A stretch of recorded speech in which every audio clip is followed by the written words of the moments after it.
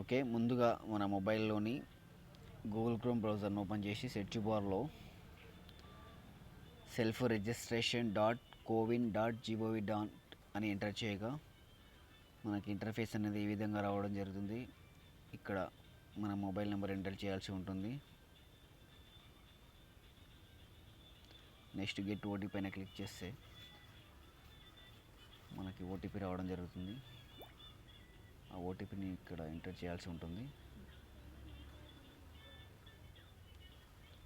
Next verify proceed పైన click చేస్తే మనకు ఈ రిజిస్టర్ మెంబర్ పైన క్లిక్ చేయాలి.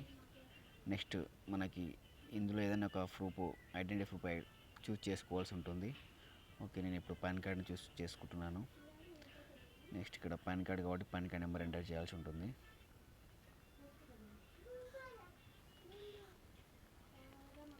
నెక్స్ట్ పాన్ కార్డ్ పైన నేమ్ ఎలా ఉంటే అలా రాయాల్సి ఉంటుంది.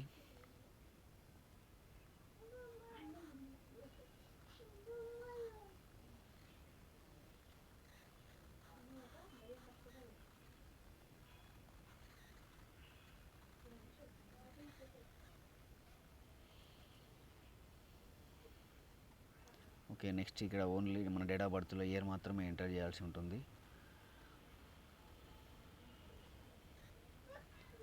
ఇలా మాకు ఇండివిజువల్ రిజిస్ట్రేషన్ సక్సెస్ఫుల్ అని రావడం జరుగుతుంది. నెక్స్ట్ ఇక్కడ మనం ఈ షెడ్యూల్ పైన క్లిక్ చేస్తే మనకి ఇక్కడ షెడ్యూల్ నో అనేది రావడం జరుగుతుంది ఎల్లో కలర్లో.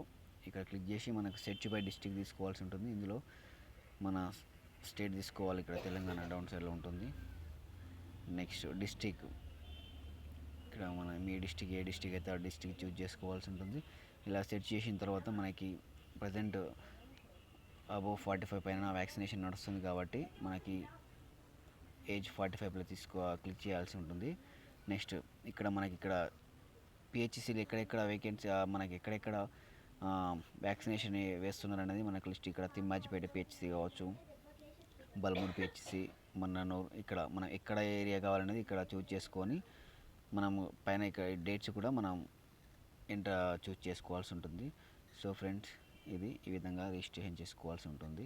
Okay, thank you friends.